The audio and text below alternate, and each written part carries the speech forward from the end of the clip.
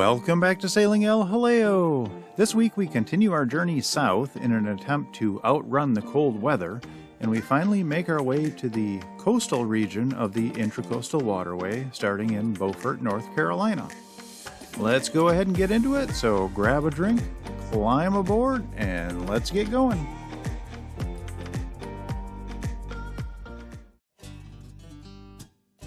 As we left Adams Creek, we continued our way south through a canal which led to Beaufort, North Carolina. If I timed this correctly, on the left-hand side of your screen you're going to get a glimpse of the Beaufort Inlet, which leads to the Atlantic Ocean.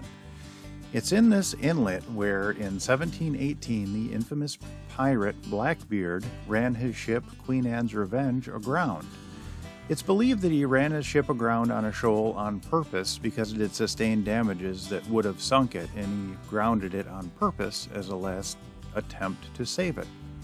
Unfortunately, Blackbeard was killed a couple of months later in a battle with the British in Pamlico Sound, where we visited last week. We ended up staying for a day in Beaufort, North Carolina due to rain forecasted for the following day. It's at this point where we were in the coastal region when dolphins became a regular part of our lives on a daily basis. Although it would be a couple of weeks until the dogs finally discovered dolphins, which when that happened, it was pretty darn cool. Yeah, one day Neptune saw a dolphin, and ever since then he's been on the hunt constantly for dolphins. The following day, after hearing some commotion, I popped my head outside and discovered that we had an aerial acrobat doing an air show or performing a routine or practicing a routine over where we had anchored. I was a little bit worried with my luck that he would mess up and crash into us, but it turned out he was just out there. I don't know if he was practicing for something or just, I don't know, he was pulling some pretty wicked maneuvers. I got a little bit of film of it, but not a ton. But he was out there for probably a half an hour doing loops and spirals and rolls, and he was actually pretty darn cool.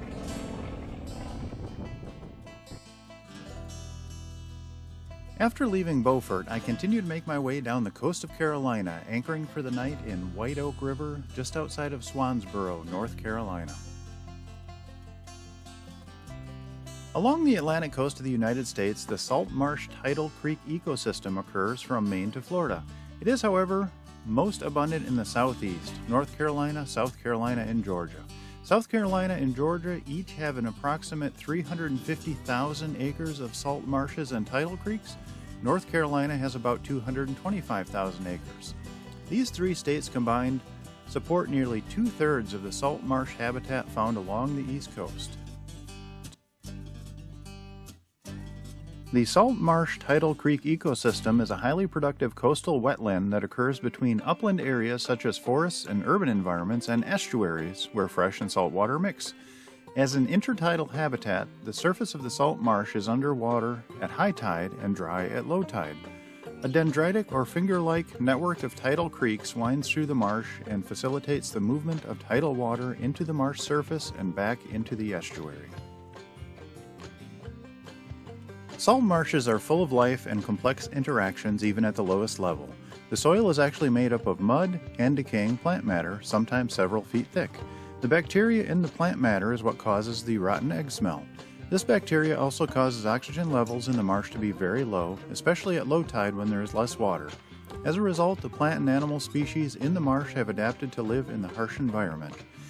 Despite the seemingly difficult living conditions, salt marshes are a thriving web of plants and animals, consistently interacting to create and sustain the marsh as a whole. Salt marshes are home to many small mammals, small fish, birds, insects, spiders, and marine invertebrates. Marine invertebrates include crustaceans such as amphipods and isopods, sea anemones, shrimp, crabs, turtles, mollusks, and snails.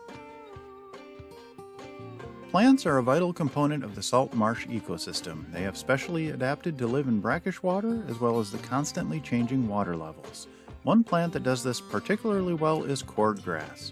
Plants like cordgrass provide food and shelter for animals. They also stabilize the marsh itself, preventing erosion or loss of soil from storms and tidal changes. Before European exploration of the Southeast, these lands were inhabited by a number of Native American tribes, such as the Seminole in Florida, the Guale in Georgia, the Yamasee in South Carolina, and the Waccamaw in North Carolina. Dugout canoes once traveled the vast coastal waterways as woodland Native Americans journeyed between the mainland and surrounding islands. These Native Americans participated in the Tuscarora Wars against the colonists in 1711 and 1713. Hostilities continued from hideouts around Bear Island until the middle of the 18th century when the Native Americans migrated northward. Dugout canoes soon gave way to pirate ships. The inlets along the coast and the shallow waterways behind the barrier islands were havens for pirates. Here they could prey upon merchant vessels and hide while repairing their ships. Among the pirates who frequented the area was the notorious Blackbeard. Spanish privateers also terrorized the colonists. For protection, the colonists built several forts, including one near Bear Inlet, which was erected in 1749 and has since disappeared. Due to its location, Bear Island and Huggins Island have often played a role in the protection of the mainland. During the Civil War, Confederate troops on Bear Island defended it against Union forces occupying the Bogue Banks. The island again assumed military importance nearly a century later when during World War II the Coast Guard used it to secure the coast and monitor German U-boat activity.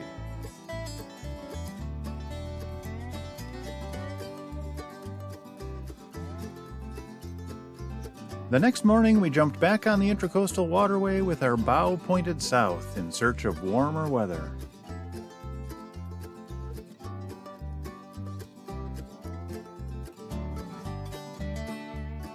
At this point in time, I had been seeing dolphins every day since we reached Beaufort, North Carolina, but the dogs had yet to discover them.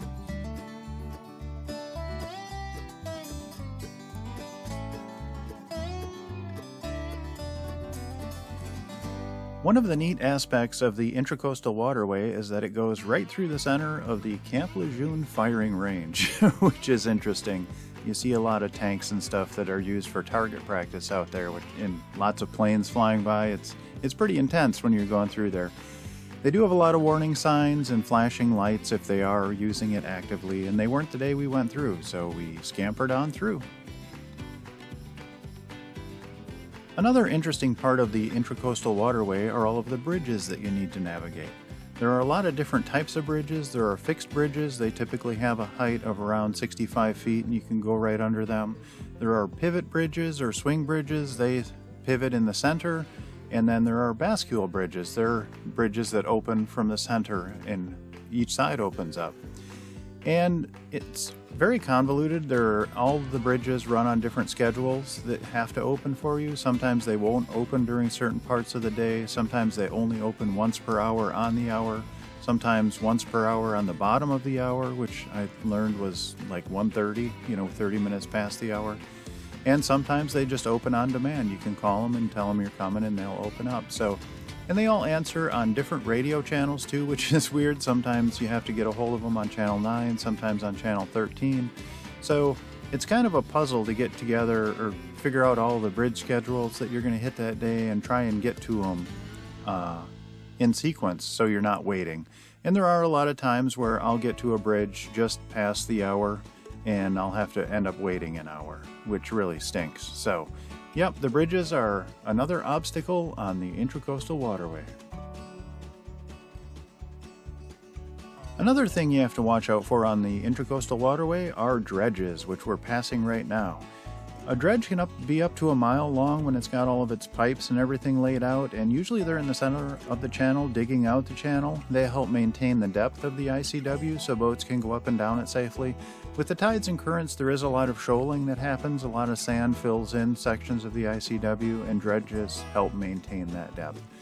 The dredge we just passed was out of the channel, so it was pretty safe to go by. Normally you have to be really careful if they're in the channel when you go by them.